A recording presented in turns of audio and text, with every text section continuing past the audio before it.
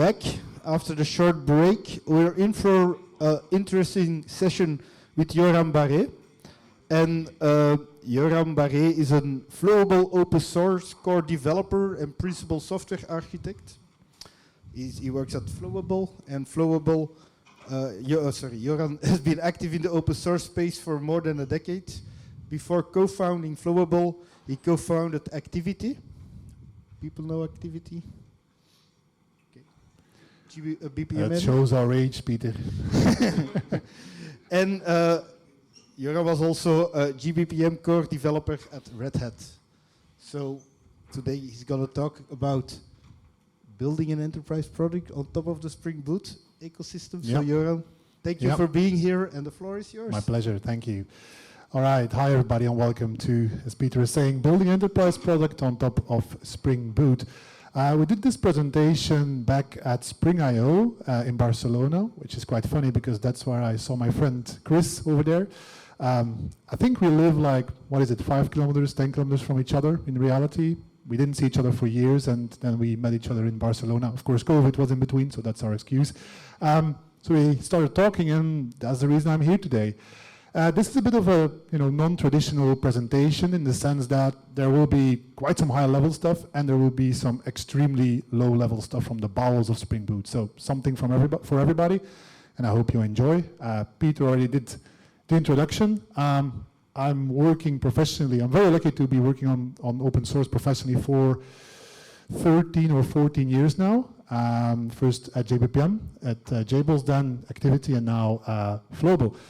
I live, and I can say it here because I'm in Belgium, I live in a little village called Welle, close to Denderleeuw and Aalst. I do jiu-jitsu, I play guitar, and I'm a huge fan of Dungeons & Dragons. So if anything of those interests you, come and see me after this talk.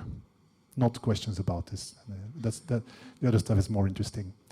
Okay, let's get going. So, as a species, as a society, we evolved by learning from others, and this applies to arts, music theories, for example, or styles, paintings, science, for sure, but definitely software, if you think about it. We are building our software. Flowable is written in Java, using Spring Boot to basically package it, as we'll see in a few minutes.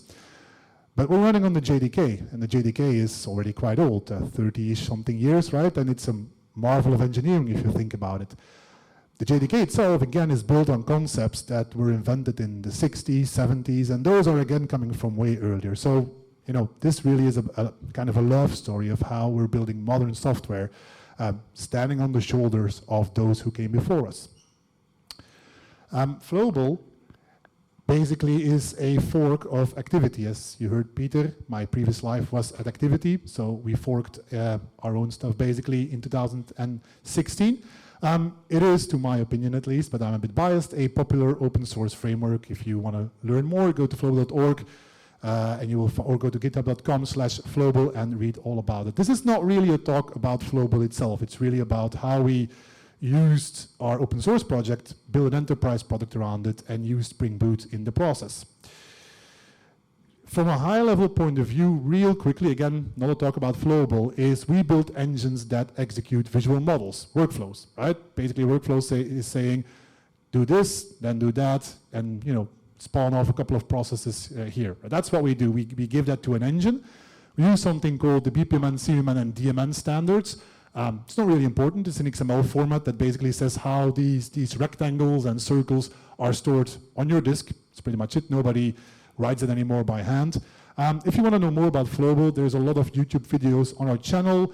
There's a lot of conferences we did that are on YouTube. Or if you're at Devox next week on Thursday afternoon, we're doing a talk called Taming the Event Chaos. So really about you have millions and millions of events coming in. Well, how do you now make sense of it from a business point of view using Flowable, of course?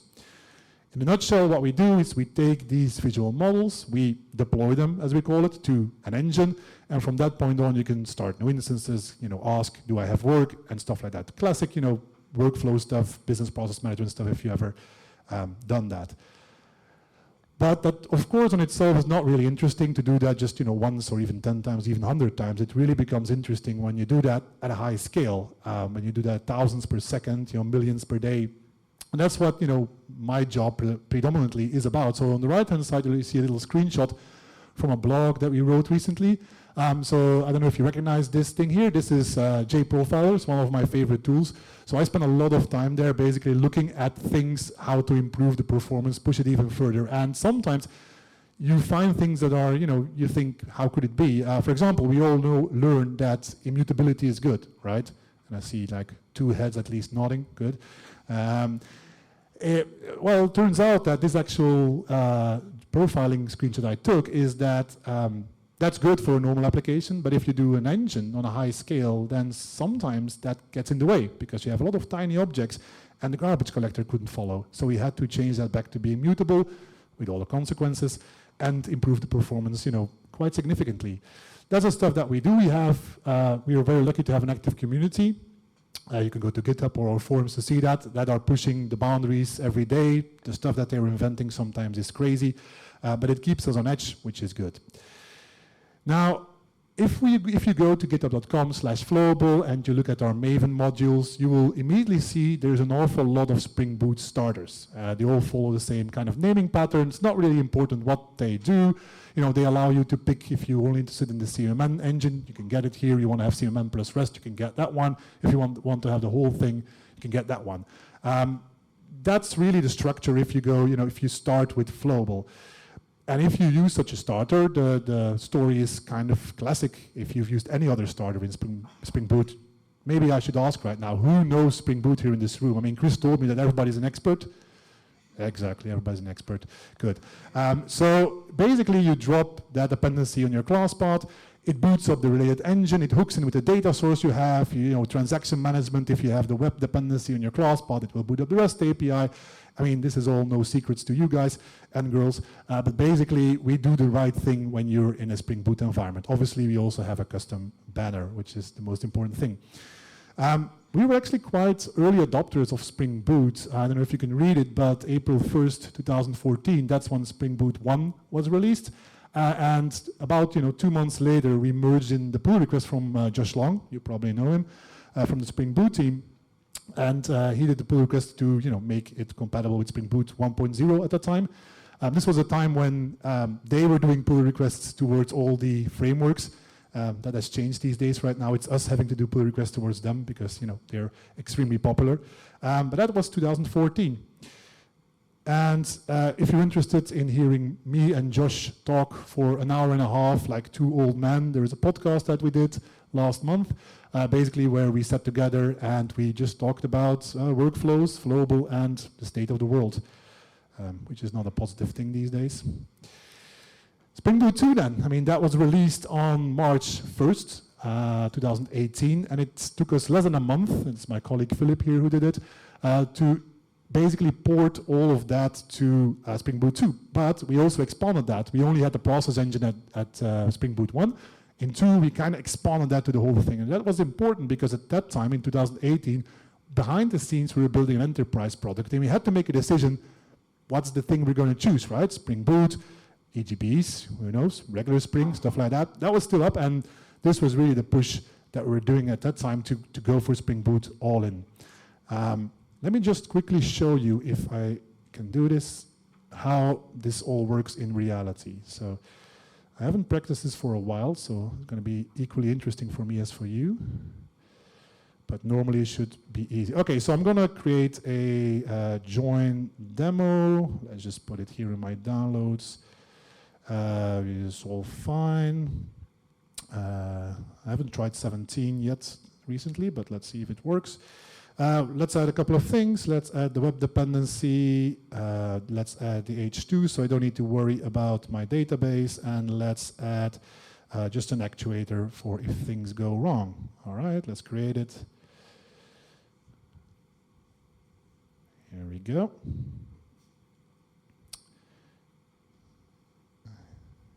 All right. Is this readable at the end? Yeah, perfect. Thank you. All right, let's add. So the first thing I want to do now is I'm going to add the Flowable starter here. Flowable starter, and the one I'm going to take, starter. Sorry? Sorry. This is good that you guys are paying more attention than me. Here we go. right? And version, let me see, 6.7.2, I believe. Here we go. Yeah. So I'm also a fan of the non-automatic stuff, so I always have to click this button. I had some weird bugs here, so that's why it's a bad habit that I can't get rid of. All right. So basically, I added dependency now to the class part, and the first thing I want to do is just see if everything works. And what I want to do now is, I'm going to zoom in a bit. Here we go. I'm going to create just a command line runner to see that things are working. Here we go. Why is it caps? Here we go. Command line runner. Here we go. And I'm going to inject, and if all things went well, I can inject my process engine. There it is, coming from the starter. So I was a bit lazy. I took the REST starter because I know that will bring me all kind of dependencies that I need. I mean, if I really want to keep the jar small, I can choose and pick, but for demo purposes, it's quite easy. So let me just see what I can do here.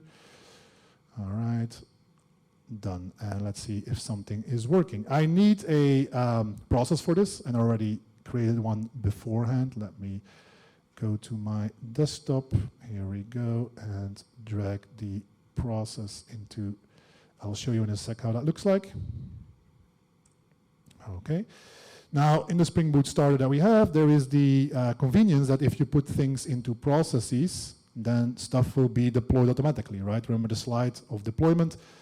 It will be passed into the engine, it will be parsed. The XML is nothing fancy, really. I mean, I've really cut it down because there's a lot of more information from the tooling, but you can take Flowable, you can take any kind of tool, Oracle, TIBCO, IBM, and they all will produce something that looks like this. So you could take the workflow, the visual thing, and what it says, I mean, most people here are technical if you know Spring Boot.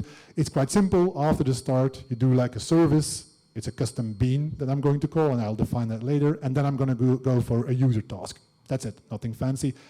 You have to imagine that our customers, they're building these things with hundreds of steps. I mean, we're also working for government agencies, in Belgium even, and they have steps with hundreds of, processes with hundreds of steps.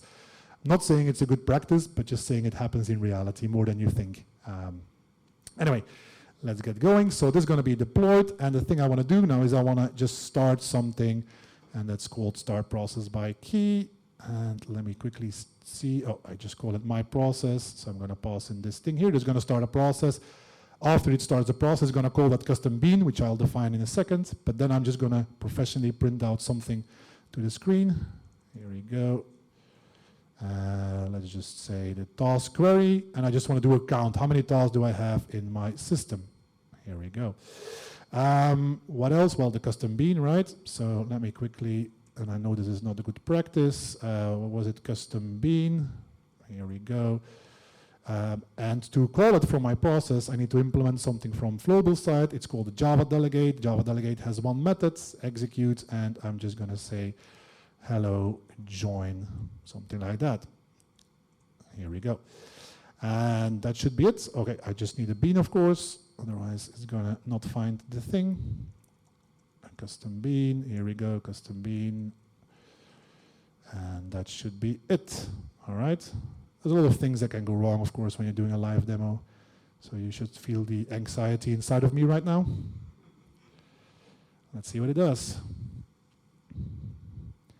So what's happening now is it's going to boot up a Spring Boot application with a REST API. It is, as you can see, doing all kind of Flowable stuff. We use a relational database in this case. It's doing all kind of schema checks, installing the schema, as you can see here.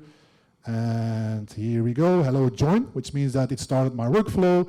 It did that custom bean invocation, and then it had the one number here is the amount of tasks I have in my system.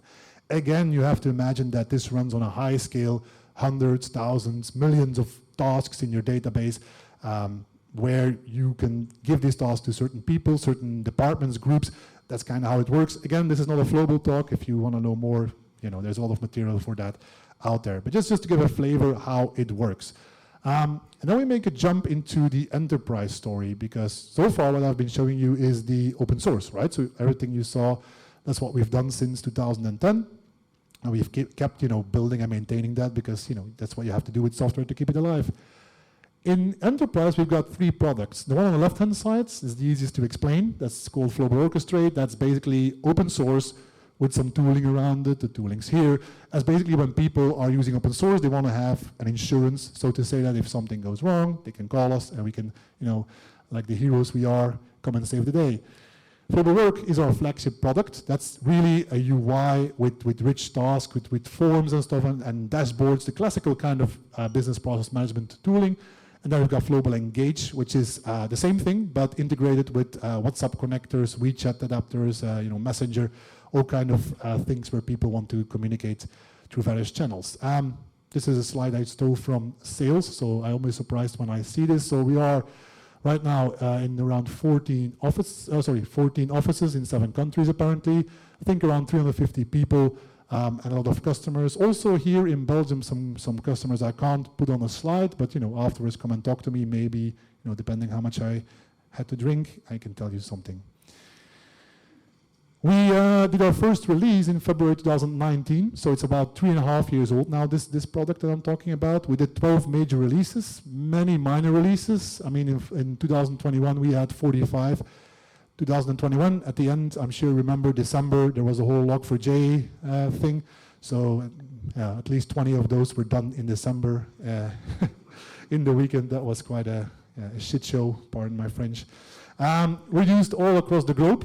Really varied industries, mostly finance. I mean, definitely half of it is finance, banks, insurance companies, everything with money involved, but also government, also healthcare, lots of hospitals. There's actually a hospital here in Belgium, not far from where I live, that uses Flowable for all kind of cool case management around your patient files. From very simple things, there is a cool use case, for example, where they use Flowable. It's an open source usage in a country in Africa to send text messages to people to get vaccines. So that's pretty cool. But also high scale, gigantic millions events per day processing for payments, for example. So very varied, which is challenging, right? It would be way easier if we would have picked just one and did that, because that would have made our life a lot easier, but we didn't, and now we have to solve those problems, which I'll get to in a second. Really important slide, this one, at least for me, is that the decision, one of the best decisions we took is that everything in the enterprise follows the same principles as in the open source. So the architecture of the engines, but also the way that we build all our starters is done exactly the same as in open source, which means that we can take any community member that knows Flowable, put them into enterprise, and it actually, that knowledge transfers onto the enterprise. Also very good for hiring. So if you know Flowable, come talk to me. The decision from day one, I shouldn't say that, right? Sorry, Chris. We made a decision from day one to use Spring Boot, and we haven't regretted that one day. I mean, why Spring Boot? I've got a heritage in JBoss. Actually, he was one of the people that found the Belgium JBoss user group in a past life. So I'm quite familiar with the other side of the stack. But the whole team really was knowledgeable in Spring. And Spring Boot in 2019, we might not remember it like that, but in 2019, it was already becoming, as you can see from the JetBrains survey, the more popular choice, but it wasn't, the choice, the overarching choice it is today. But when we looked at it, for us, it was really important, beyond the technology, a couple of other things. Ecosystem. This is not just, third-party jars or libraries you can use, but also, articles, blogs, Stack Overflow posts. There's a lot of those things. If you're stuck, you can easily find them. The second one is really important to us. We're fishing in the same market as Spring and Spring Boot. The problems that people have or customers have, that Spring customers have, are typically the same that we have. Thinking about Spring security, right, with all kind of advanced NTLM, Kerberos kind of things. Well, if we would have done that ourselves, that was hard. I mean, me and Chris, we worked at Real Dolman a long time ago. One of my first jobs was actually installing such a Kerberos system for the company next door, which I can't remember what it was, but it was also from Colruyt. I can't remember. You know what it is, right? I mean, I can tell you writing such a system from scratch is just sucks. And Spring solves that for us. Thirdly, stability. I mean, we've upgraded pretty much the day after they release a new version, and everything just works. I mean, it's fantastic feat of engineering that they do. But at the same time, they keep pushing the innovation. I mean, if you read about the latest stuff, Spring Native, the Boot 3, Spring 6, there's a lot of cool stuff in there. I'll talk about that at the end. At the same time, keeping backwards compatibility is not an easy feat. Tooling. I mean, you just saw me working in IntelliJ here, and I'm sure the same applies to Eclipse or NetBeans or whatever people use these days. But that's really important if you want to get people up to speed. When I started working, again, looking at Chris here, I was working in Emacs and Eclipse at the time with a plugin, and I was doing Java with Swing. That was it, right? And I had to learn the JDK from the top of my head because there was no, code completion at that time. That sucks, but you did know the JDK. I mean, that was a benefit. Now I just don't know anything anymore. And if you look at the years after, that popularity of Spring Boot just rose. 2020, is it 61, then 65. The 2022 is not yet out, but I'm sure it's going to be even higher. I mean, pretty much these days, Java development in the kind of space that we're working in is dominated by Spring Boot. And that choice, allowed us to really focus on the thing that we believe we're good at. I mean, that's building these workflow engines and not focus on the other things that are also important to our customers, but we don't need to worry about it. Now, this is a slide, I'm putting it now in every of my presentations because there's a question I always get as first, which is, how do you then decide what do you put in the enterprise, what do you put in the open source? And we made a clear decision for ourselves, is that if it's around the execution of things, you get these models, you want to run them, it's open source. Everything goes into the engine. If it's around, tooling and UIs on top of it, that's going to be enterprise. There has been the occasional salesperson that comes to us and asks, hey, can you put a little module in there just to make it faster in enterprise? Technically, that's potentially possible, but we always say no. It's not always easy, right? Because, salespeople can be quite convincing, as you might know. But so far, we've managed to do that very well.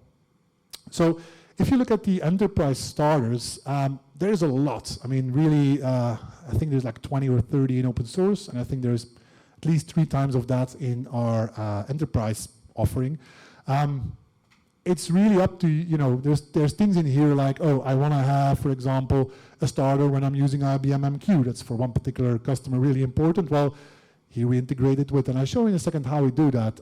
If I want to use something from our security, here it is. If I'm only interested in the tasks, here it is. I mean, there's a lot of starters in there. It's a lot of documentation, of course, that goes into this because in the end, the dependencies become part of your API, right? If you think about it in Spring Boot, dependencies are an API because a lot of things happen automatically. So let me show you what that means if I now go into the enterprise world. Here we go.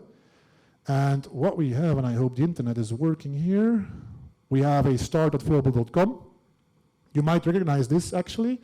This is the Spring starter, the Spring Boot starter. It's also open source. So what we did is we took that and we changed it to Flowable colors and added our stuff to it. It's pretty cool actually if you've never seen it. It is a very flexible generic tool to generate projects. So that's what I'm going to do. I'm going to call this one demo join or something like that. Dependencies, let's say I also want to have an H2. I want to have, let's say Flowable work, our flagship product, and let's generate it. Here we go. Unzip it. Take my trusty IDE. Open it, and here it is. Yes, I trust it. All right. Here we go.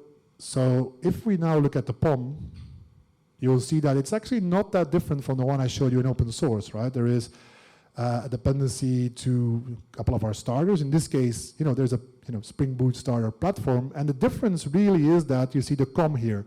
If you would go to the other project, not this one, not this one. Oh, too many IntelliJs. This one, yes. This one here, right, we're in the open source, and that's the only difference, really. So that's why it's so easy for people to switch to the enterprise, is that the only thing you need to change is org.com, and there you go. There's a lot of nice things here, like there's a tenant setup for multi-tenancy here. There's a couple of things that are pre-configured. There's our bill of materials, because, as I said, we have a lot of dependencies, so it's already imported. And let's see if this actually works. Here we go. Now this is going to be a very inefficient application because I just took Flowable work with everything included in it. So basically it's gonna add a lot of dependencies. I think the whole thing is around 100 megabytes, and we have one dependency for working with Word and Excel files that adds 200 megabytes if you select it. It's crazy. Anyway, it's all doing the same schema stuff. There's of course way more schemas being applied here. License check, enterprise software, so you have to have a license check. And it's going to now create Elasticsearch indexes. And this sometimes takes a while. Why? Because I have an M1 Max with the new kind of CPU, and some software just doesn't work nicely on this M1 Max yet. It has to go to the Rosetta translation internally. And sometimes, like now when I'm demoing, that takes a while. I don't know why, but anyway, whoops. Do I have something running? Doesn't matter. Hopefully it just works. Otherwise, I just continue as it is. Let me see if I can localhost 8080 actuator. There it is. It's up and running. There was an error, but you all know, you're professional Java developers, we can ignore that. It's running. I think if I go into my REST API, which I didn't show before, let's see, it could be something like process API, runtime tasks. Well, exactly. That I would have shown you this in open source, but basically this is the REST API, same one from open source in the enterprise. Now, one thing that I forgot to add as a dependency, but it's pretty cool if we can figure it out together, is I didn't add the UI. So this is just a platform. So people that want to integrate with it, with our software, can talk with REST to our functionality. But you also have people like .NET or Python or who knows what, or even PHP, God forbid, who want to integrate with our software. So let me see if I can figure this out. If I can type Flowable, Spring Boot, Starter, frontend, no. Frontend, I need to cheat here. I put it on a paper which I haven't, Flowable work. Let me see. Flowable work frontend. All right, this is it, and this is it. If I now go to localhost 8080, just like that, it just won't work, or it will be nothing. And the goal is, if I reboot now, I know probably why it's failing, because this guy is still running. So I was actually going to my open source REST API, but there wouldn't be any difference at this point. So let's see if it works. The thing is that we package our React UI in a jar like this, which you can then add to the whole project, and it will then put the UI just in your project. And I'll show you in a second how we do that, because that's pretty neat. So hopefully, if all went well, here we go. That's not normal. Shouldn't be basic auth. I was working on another application before this, so let me quickly disable the cache. No. I can try and just put in the admin test, but it's all right. Nope. Okay, I'll figure this out afterwards if I have time. Basically, what you should see after this is a nice UI, and I'll check in a sec why it doesn't work. Because it should really work, and there shouldn't be any basic auth at this point. Anyway, let's be conscious of the time, and I'll show you in a second. I mean, the point was really to show you like how we did it, how we build our enterprise product, and it's basically the same experience as in open source.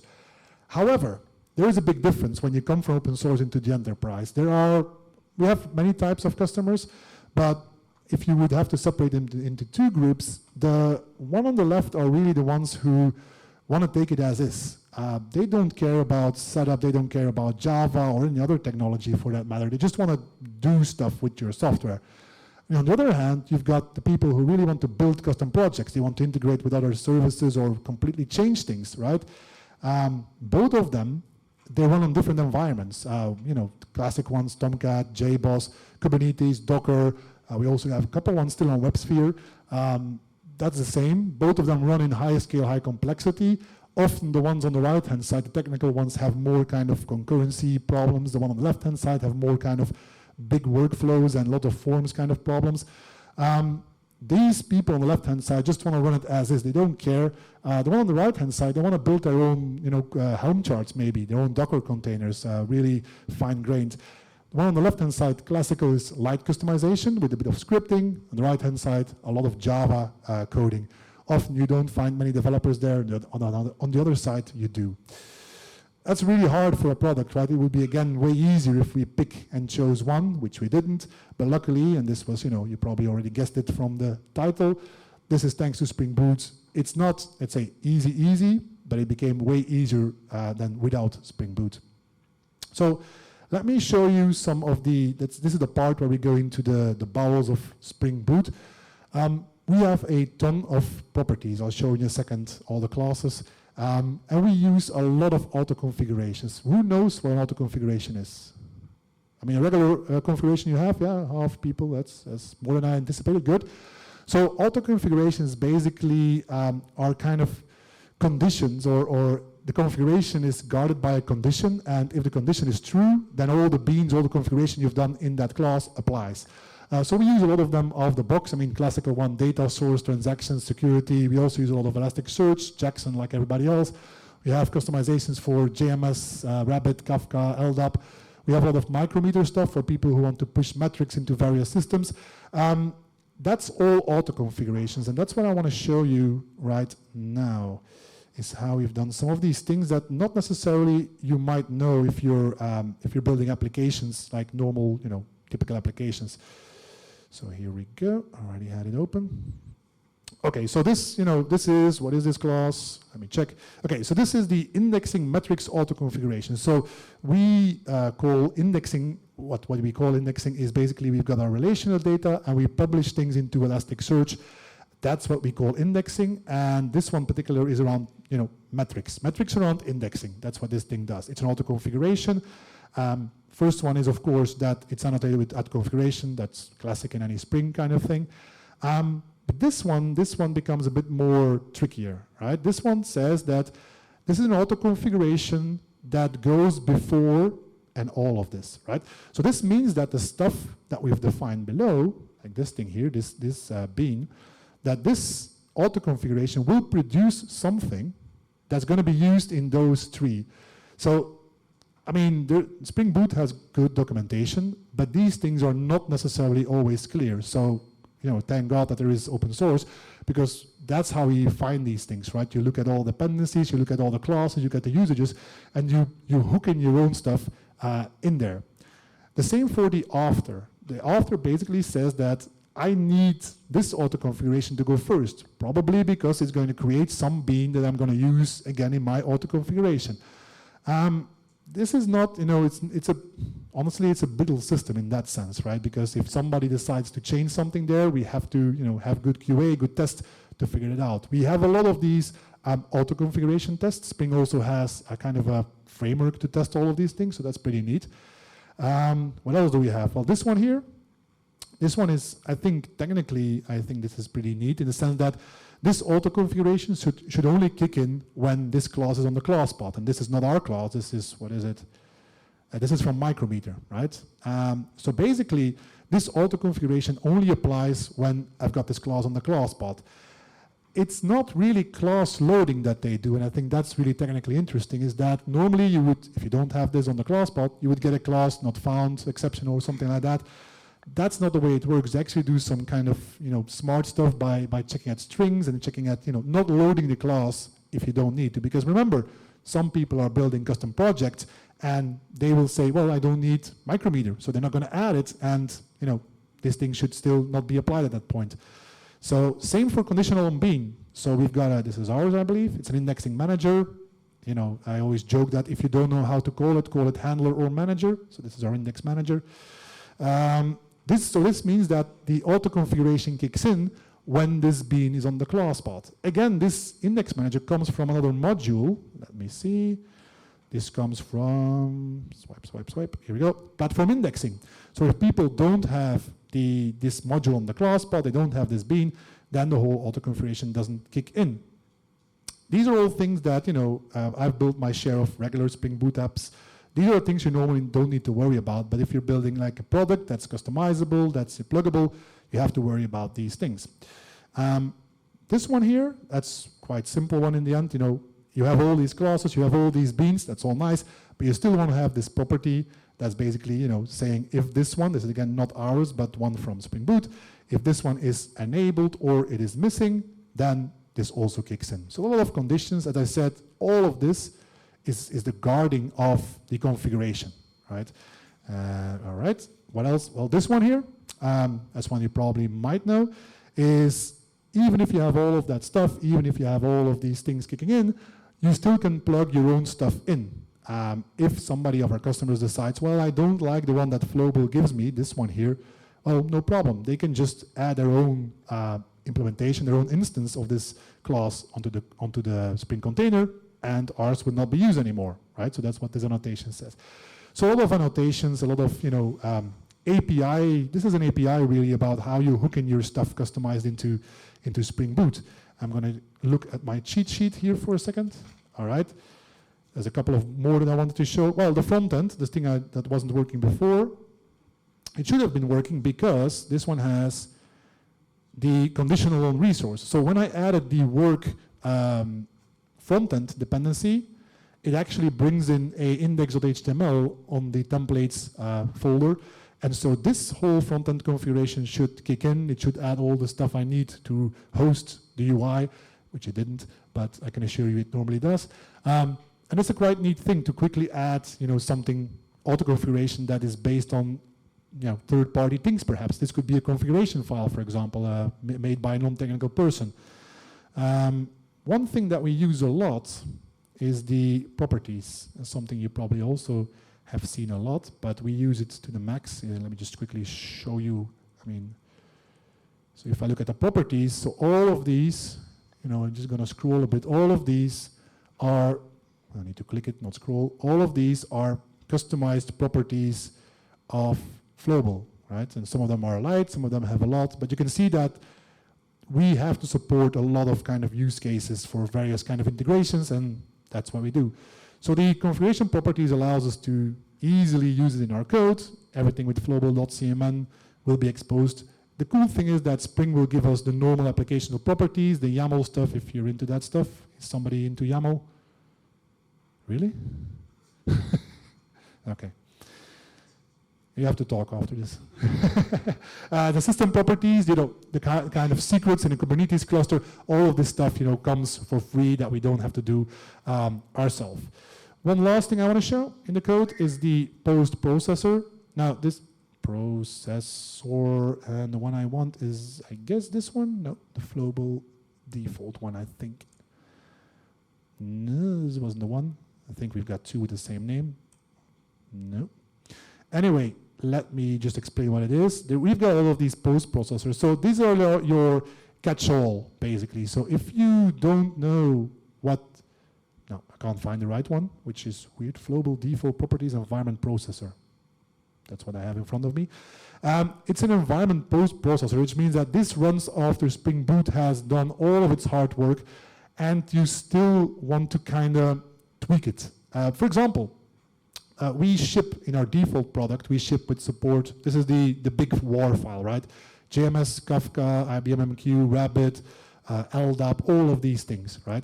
Normally in Spring Boot, when you add these dependencies, the beans will be created automatically and you can't really control that. So what we added is a post processor that looks at what are the properties, like, do I have an LDAP enabled? Do I have JMS enabled? We expose those to our customers and we say, if this is false, we simply remove all of these auto configurations out of the mix of Spring Boot. That's a really powerful way to kind of circumvent the Spring Boot default and a dependency to your class pod and things will work kind of way. If you want to build a big WAR file, it's not great if you need to build a big WAR file, but some of our customers prefer that, honestly, because they don't have the skill set themselves to make it smaller. All right. One of the things about open source, and that's something that we definitely try to do a lot, is giving back to what we use, right? Something definitely, if you use Flowable, please, do pull requests. We are very happy when you do so. Some stats on there. We work quite closely together with some members of the Spring Boot team to get things working. For example, we had a bit of problems with Elasticsearch latest upgrades. We worked that out. There's now actually a lot of changes in there from my colleague who fixed all of that stuff. The whole Elasticsearch thing was quite annoying with the license change, and it's around those things that there were still some leftovers in Spring Boot at the time. So looking at the time here, yeah, you could ask, okay, this is all nice, so everything's great, you have the best job in the world, and it's all rainbows and puppies, right? Well, you all do software, so you know that the honest truth is not actually like that.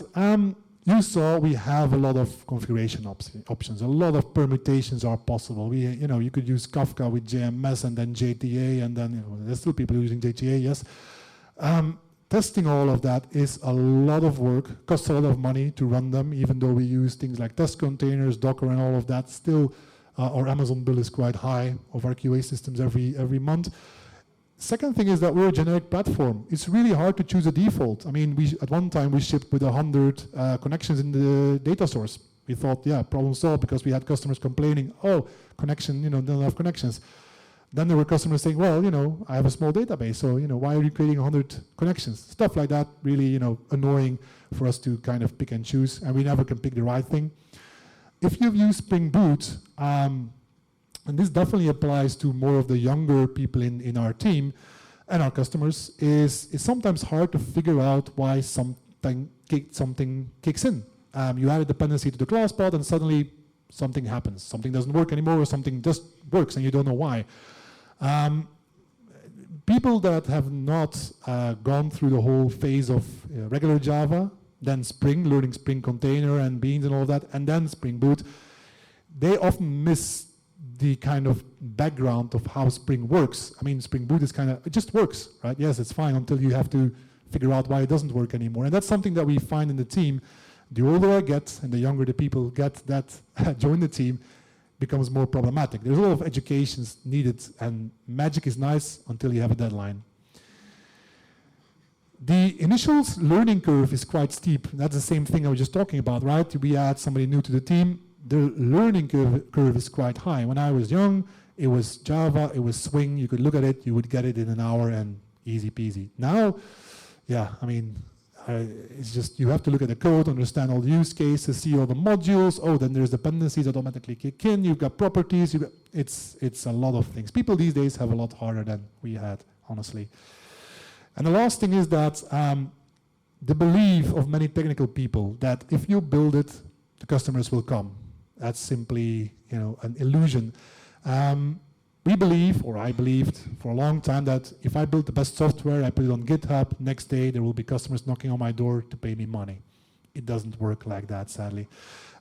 So all of the things I was telling you about, you need an organization around it. I mean, for all the development we do, there is a lot of people that are working in support to help the people every day.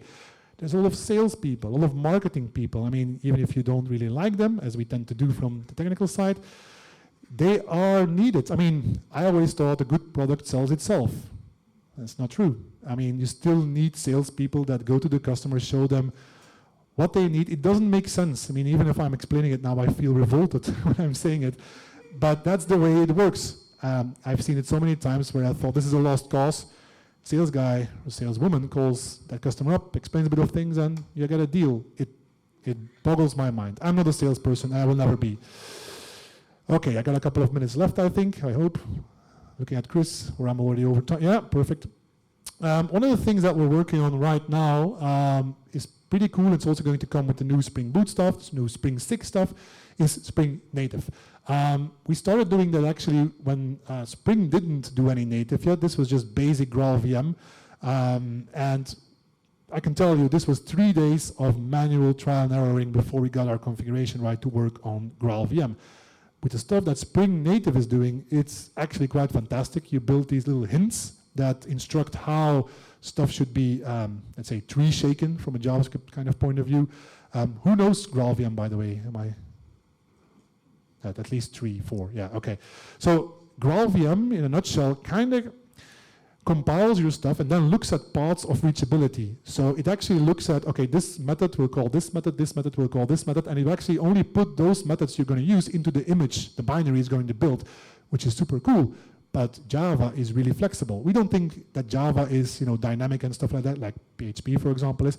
But actually, there's a lot of reflection going on behind the scenes that we don't know about. There's a lot of things that are class loading is just a whole dynamic mess. And to get all of that right is a lot of work. So GraalVM is one of these things that after 30 years of the JDK, I didn't believe was possible, but here we are. So that's going to really rock. I mean, me, my colleague Philip, and Josh, in the dark there is Josh, at 3 o'clock in the night. We were working on this a couple of months ago, and we made Flowable run on Spring Native, which basically means, if you're interested in this, there's a blog that I wrote, and it boots up the whole thing that I just showed you, runs processes all the time, in less than a second, and with only 19 megabytes of RAM, which, you know, in this day and age is cool if you know where we come from in the whole Java kind of story. So right now, what we're doing is really a lot of still on-prem. We're building our cloud story at the moment. Well, we have a cloud story. I mean, we do host a lot of customers on AWS, a lot of Azure in Europe, but we don't have like a native cloud SaaS solution. We're working on that right now, but it's going to be on-prem for a while to come. The reason for that is that the kind of software we build, customers are not really jumping up and down to go to the cloud for that, because it's their core business, it's their secret sauce of what they're doing, and they're really reluctant to get that data onto public clouds. So private clouds, yes, but public clouds, that's still really hard. We're working on support for Spring 6, Spring Boot 3, which will come out 2 months from now. Spring Native, and major evolutions of, it also means that major evolutions of our foundation, Spring Boot, means major evolutions of our product. So if Spring Boot comes out in 2 months, 3 comes out in 2 months, then we need to upgrade. So we need to forward this upgrade to our customers. That's going to be interesting, as there are going to be some breaking changes. Nothing too major, but you know, customers, any change is a bad change. And yeah, we'll have to cope with that. But you know, it's all for the good. It's all to remove all that old crap that we're dragging along with us and get rid of it. I think those are my last words about it. So this was really a talk about kind of give you a glimpse of what we did. I mean, there's a lot more to it. If you're interested in that, go to our github.com/flowable, go to our website. And this was really like, as I showed you in the beginning, the third slide, how we as software builders, we built on the work of the people that came before us. I mean, we're still using the concepts invented in the 50s, the 60s, object-oriented programming. Java is as old as, you know, as me almost, and stuff like that. So that's it. And I see that Peter was already rising up. So just for the mic for some questions. I thought you had a question. No. Are there any questions for you? I'm sure you have, right? I mean, you used to work with this stuff back in the day. I don't. Oh. But maybe some people in the... You lied to me all those years. Yes, I did.